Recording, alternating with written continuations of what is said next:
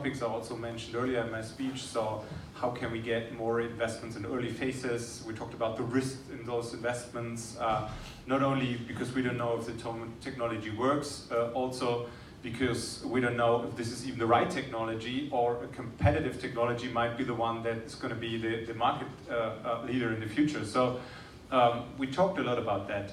I think at the end, for mobility startups, what I see are three main challenges. First one is the financing, which I mentioned earlier as well, yeah, so especially in early phases. The second one I see is that it's a very competitive market, and mobility is very, very price sensitive. So first time you go into the market, first time you offer your product, it's directly in a very competitive environment, very strong competitors, and people using your product. When it's mobility, it's very price sensitive, as long as we're not talking about any luxury cars.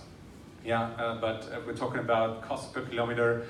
I think that's a challenge, and also I think the regulations, the key challenge we experienced is that it's especially difficult if you create something that doesn't even have a regulation. So for example, the duck train I showed earlier, there is no regulation for that. So now if we're talking to an investor and they're asking, can you get a license for that to drive on the road? We have to say, I don't know.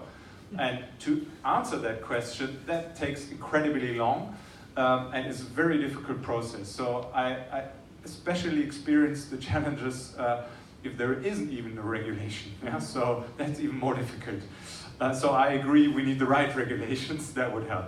But I think at the end it's also important having the right mindset about the challenges, because when we're talking about the change of mobility and all the challenges ahead, yeah, especially when we combine the change in mobility with the change in the energy sector, yeah, there's so many challenges ahead. And I'm talking now since 10 years about e-mobility, and always people ask about, okay, what about the infrastructure? What about if 3 people in my street buy a Tesla? Is the grid sufficient? And of course there's still a lot of challenges, but we can also see it as opportunities to start a new business to solve this problem, and because there are going to be billions invested in this mobility change, yeah, I think that's the opportunity we should be looking at, and a little bit more of that spirit I think is also needed talking about the challenges.